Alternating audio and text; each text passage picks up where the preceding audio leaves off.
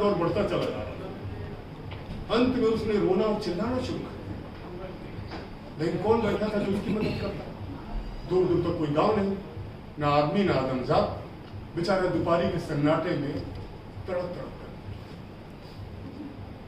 हम कड़े से कड़ा घाव सह सकते हैं, लेकिन जरा सा भी व्यतिक्रम नहीं सह सकते।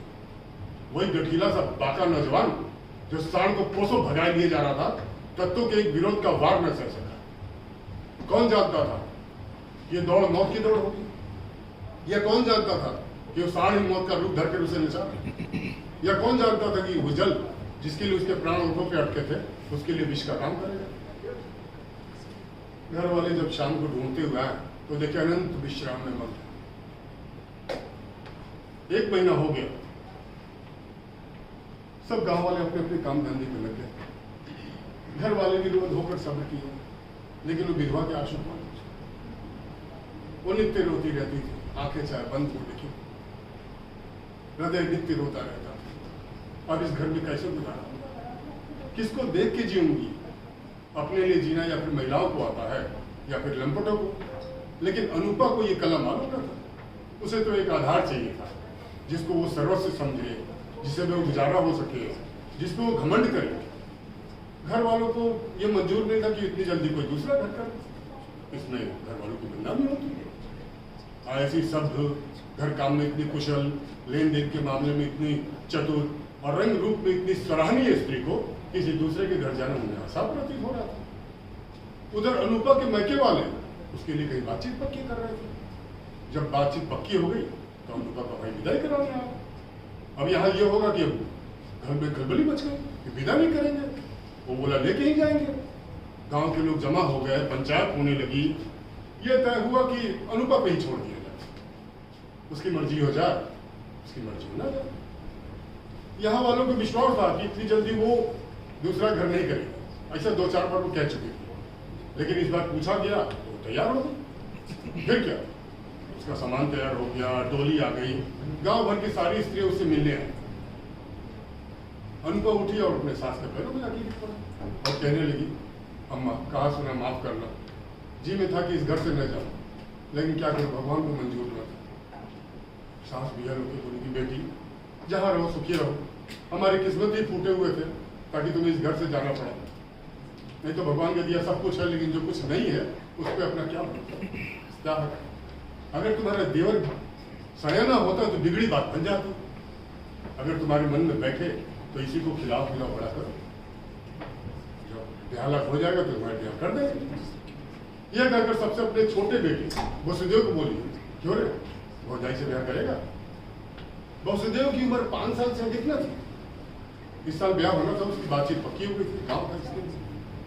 उसने बोला तब तो ये दूसरे के घर नहीं जाएगी ना। जब तेरे साथ ब्याह हो जाएगा तो क्यों जाएगी? तब मैं करूंगा, तो जाके भौजाई से पूछ तेरे साथ ब्याह करेगी? वसुदेव उठा और उनका के गोद में लगे बैठा और तोतली जबान से बोला, मुझसे ब्याह कर लेती? शर्माता हुआ और हंसने लगा। लेकिन अनूपा की हंसी डबडबा गई। उसने उसे छाती से लगा लिया और कहने लगी, अम्मा दिल से कहती हो ना? हाँ भगवान जानते, तो आज से ही मेरे हुए ना। हाँ सारा गांव देख रहा है, तो जाके भैया से कह दो वो जाए, मैं उनके साथ न जाऊंगी। अनूपा को जीने का आधार चाहिए था, वो आधार मिल गया। सेवा ही मनुष्य की स्वाभाविक वृत्ति है, सेवा ही मनुष्य का आधार है। अनूपा ने वसुदेव को पालना पोसना शुरू किया। उसे तेल उपटन लगाती, दूध रोटी मल मल के खिलाती। आप तालाब जाती तो उसे भी नहलाने ले जाती, खेतों में जाती तो उसे भी ले जाती। कुछ दिन में इतना हिल मिल गया कि उसके बगैर उसके एक पल नहीं छोड़ता। माँ को तो भूल गया। किसी चीज की जरूरत होती तो अनूपा से मांगता, खेल में मार खाकर रोते हुए आता तो अनूपा के पास आता। अनूपा ही उसे सुलाती, अनूपा ही उसे जगाती और अनूपा ही उसे बीमार पड़ने पर बदलू वैद्य के पास गोद में उठा कर ले जाती और अनूपा ही उसे दवाई पिलाती। गांव के सारे लोग इस प्रेम तपस्या को देखकर दांतों तले उंगली दबाते।